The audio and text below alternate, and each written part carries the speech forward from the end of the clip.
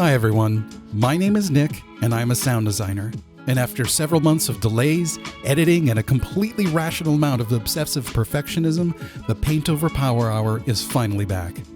This time we're taking a look at a clip from Super Mario Bros. Wonder, the chart-topping, side-scrolling fever dream from the wizards at Nintendo. I absolutely loved this game. The beautiful graphics, the clever mechanics, and the outstanding sound design all combined to make this one of my favorite games on the Switch. It also happens to be the first game my son and I beat together, so it holds a very special place in my heart. The video clip I'll be making sound for today is from the introduction of the game, where Prince Florian is welcoming Mario and the gang to the Flower Kingdom. Things are going great for roughly 10 seconds before Bowser shows up like the world's worst wedding crasher. In the process of grabbing his prize in a jealous fit of rage, he merges with the Wonder Flower and ends up turning himself into a giant flying castle. Naturally. It certainly isn't very expected, but that's the fun of this entire game. Relentless curveballs of joy, chaos, and having one's expectations subverted by whatever's in Nintendo's coffee machine these days. So here are the goals for this Paintover. First and foremost, keep it fun. The Mario franchise excels at keeping things cheerful, gentle, and exuberant, so that's what my sound design should be doing too. I'm going to accomplish this by using bright textures, plenty of pure tones, and just the right amount of bass so it doesn't accidentally sound like a deleted scene from Doom Eternal. That said, Bowser in recent years has been basically portrayed as a flame-breathing glam rock frontman these days, so I'm going to use that as a cue to give his sounds a bit of a rough edge, without going so far as to making it sound too grimy or sharp. This sequence should convey tension and fright while maneuvering in a space of joy and buoyancy. It'll be a tough task to accomplish in just an hour, but a fun one for sure. And with that, let's get designing.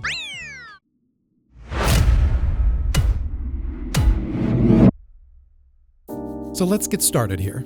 I was anticipating this clip being a challenge, and not just because it's longer than the last one, but because the lighthearted, bright, upbeat aesthetic is my poison mushroom. I'm not sure if that says something about me personally that I need to be concerned about, but I was certainly delaying this video needlessly.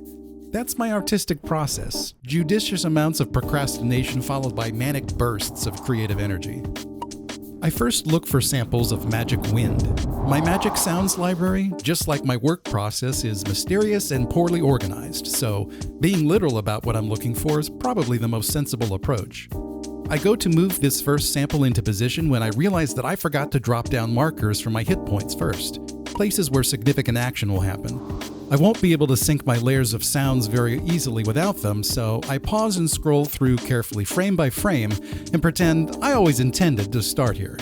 I know immediately that a lot of my clips are going to need some volume envelopes like this one to carve their energy into sensible shapes, as there's lots of focused movement going on, and the size and quality of the sound should complement the shape and movement of the little ball of magical wonder as it zips across the screen. Close to the start here is a pulsing of light as the ball gathers power, right before it explodes into the surprise transformation. It's subtle, but I want to treat it like it's a firecracker starting to go off, so I place 3 copies of a sparkly thump into position. I want to make sure we have plenty of room to portray the development of the magical energy here, so I turn all of them down together to make sure the eventual blast doesn't scare the neighbors. I decide now to jump back to the beginning where Bowser grabs the Wonder Flower to really get things started. I could have begun here in the first place, but when I'm excited like this, my focus is about as reliable as a cat on espresso. So I let myself jump around a little bit and zero in on whatever catches my attention. I've got a nice long ringing sound here which creates a sense of shiny, glassy energy, an elegance that is juxtaposed with the ruthlessness of Bowser's envy. There's a little poof noise in there that I don't like, so I make a mental note of it that I'll forget later. I want to give this a listen and see how all these sounds are cooperating with one another so far. It's pretty meh so far, but we're only 5 minutes in, so I'm not going to jump to conclusions just yet. I do see over on the side there, though, that I've blown through my bus ceiling, so it's mastering plugin time. Which means, yes, it's also time for the ancient ritual of fighting with a hardware dongle that is showing no interest in being detected. I unplug it, replug it, threaten it softly, watch for the blue light, and eventually get back to work. I've accumulated another mass of audio events here for the purpose of crafting the blast of sound that occurs during Bowser's final reveal. I want it to sound just a little sickly, contrasting against the glassy purity of the Wonder Flower. I start hurling samples at the canvas like I'm Jackson Pollock with a sound library. Something's gonna stick. I slide this one into place and realize that I'm going to also need something with a sharp attack to it in order to sell this sudden burst of energy, almost like a bomb going off. So let's go literal. You may know that I have a favorite rocket sample, and I also have a favorite bomb sample that I frequently reach for in these situations. It's the sound of a claymore exploding, and it has this really nice thunk to it that I always seem to find a use for. The explosion here is a shockwave of color and vigor, so I want it to sound almost like something's cracking open to reveal itself. The little squirrel in my brain says it's time to make sounds for the piranha flowers toward the middle of the clip. So I go through my mayhem folder, yes, that's what it's called, and find something that sounds like nature having a temper tantrum. Earth, rocks, and clouds of debris scattering about. It's the perfect sound for this chaotic scene. Serendipitously, I left a sample up here on my timeline that has a dark, descending tone in it, so I take a chance and slide it backward to see if it will fit thematically. Turns out, it does.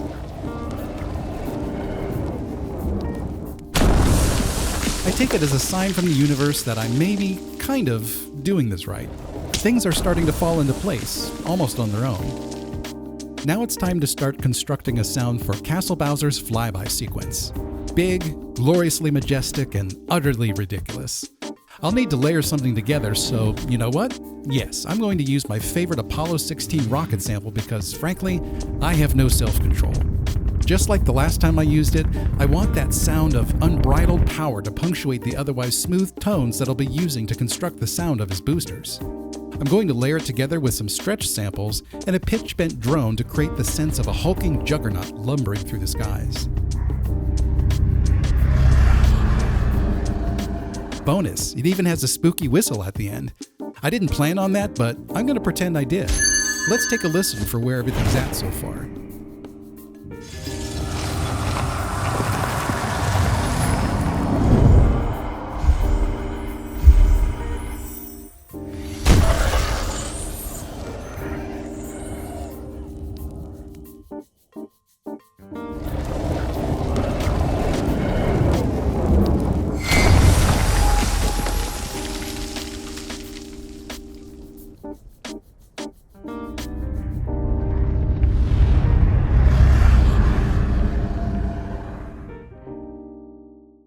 Alright, now that we've got some good horizontal coverage, it's time to start filling in the most obvious holes, but before I do that, I want to build up Bowser's big reveal just a bit more. It's missing something in the bottom end, so I start looking for a bass drop. Something that'll shake the couch cushions but not eat the mix alive. Luckily, I have a ton of choices. It's a subtle effect, but I'm fairly conservative when it comes to bass frequencies. They can easily fill up a mix without intention and make it an indecipherable mess, so I tend to reserve their use for unmistakably key moments. This transition is one of them. Much better. With that out of the way, I search for one more effect to layer in there, which is the sound of, well, I've never been completely sure of what it is exactly. It's labeled as the sound of a bomb falling from the sky, and I've always been curious about its actual origin. I first used it back in 2007 to portray the sound of a Hatak warship from Stargate exploding in the sky, and it's been on my speed dial ever since. Seems like a good effect to use right here.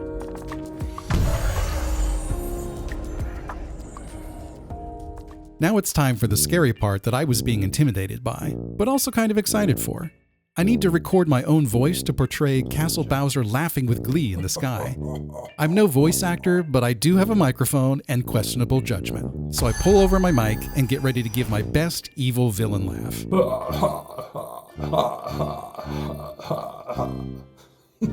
Try again.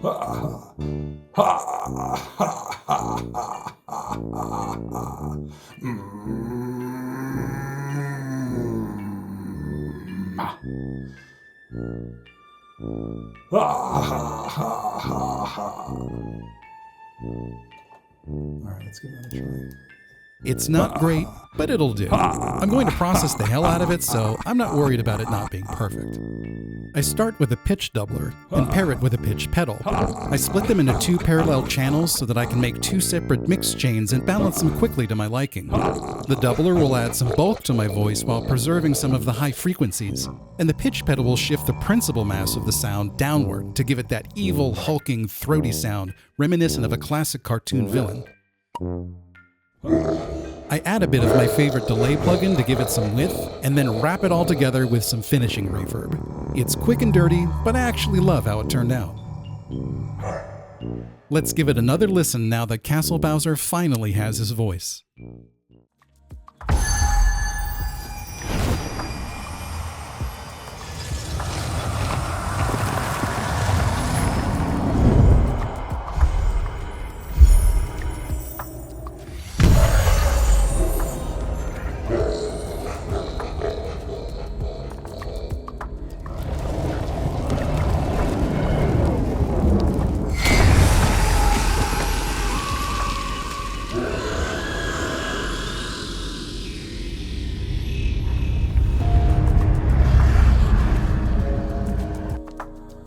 Excellent, it's really coming along. I have less than 20 minutes left, and I know from experience at this point that I can't leave music until the last moment, so I pause what I'm doing so I can rifle through the anthology that I surely gathered ahead of time and didn't forget to do before hitting the record button, and oh my god, I forgot to download some songs. I have a handful of rejects from the Sonic Superstars video, but none of them match what I'm hearing in this clip. I fiddled with my anemic collection for a few moments before making a very difficult decision to stop the timer. Yes, I'm technically cheating, but no, I don't feel bad. I make a promise to myself to take as little time as possible with this little side quest before opening my browser and heading to the YouTube audio library. In less than 5 minutes, I've assembled a collection and have resumed the timer. Time to pick a song. I want something that can work on 2 levels, the tense uncertainty of Bowser merging with the Wonderflower and the frightening power of his climactic exhibition. I sift through the content before landing on something that I think will work. Fortunately, I've picked something that thematically works well. Like I said before, I know when I'm on the right track when things just naturally fall into place, and that's what this song does. All it takes is a few key edits and the instrumentation syncs up with the action almost as if it was written for the clip in the first place. Here, take a listen.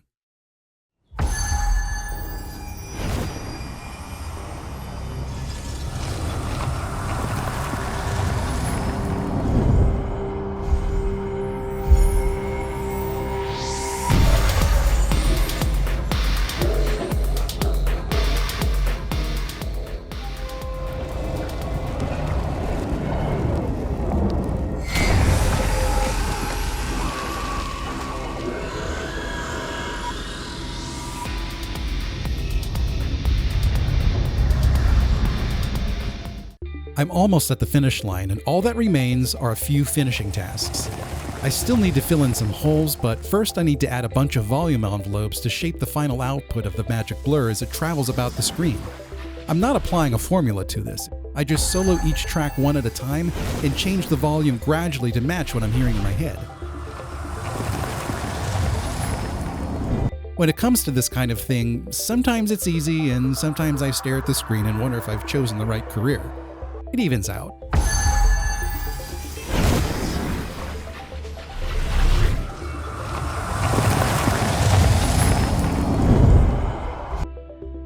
Time for a couple of last-minute fixes. I'm still not satisfied with Castle Bowser's final reveal, so I start searching again for a big explosive blast. I have too many to pick from, but I find one that's deep and punchy without being too heavy.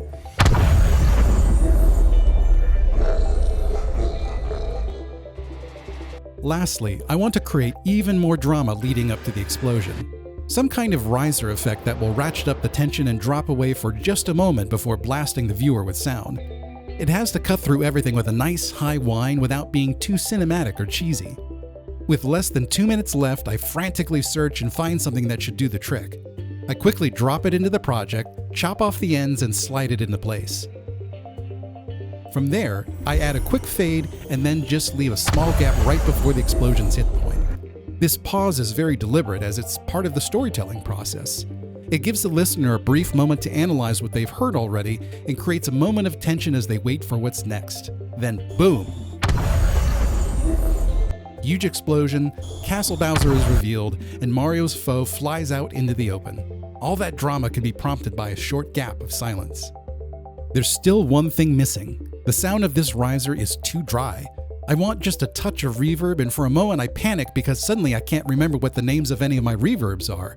So I plunk out the word verb like a caveman and reach for the first thing I see.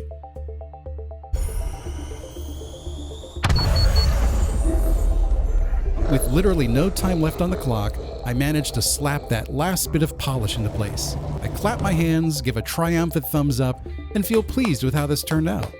There are, of course, a few things that could have used some more love, but hey, it's an hour-long exercise, and just like the last time I dragged myself to the gym for that long, the real victory is in showing up. We've got a few rough edges, but there's a lot of joy built into this. Let's see where that leaves us.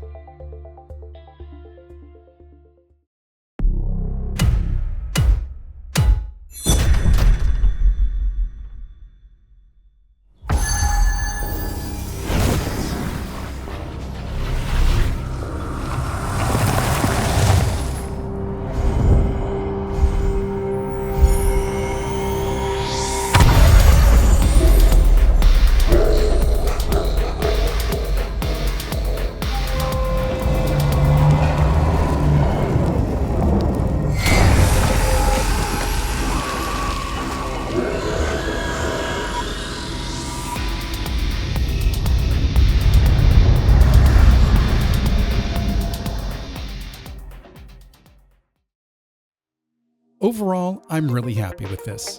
Like I said at the beginning, this kind of sound design aesthetic tends to be difficult for me, so I'm pleased that I resisted the urge to go too dark or industrial.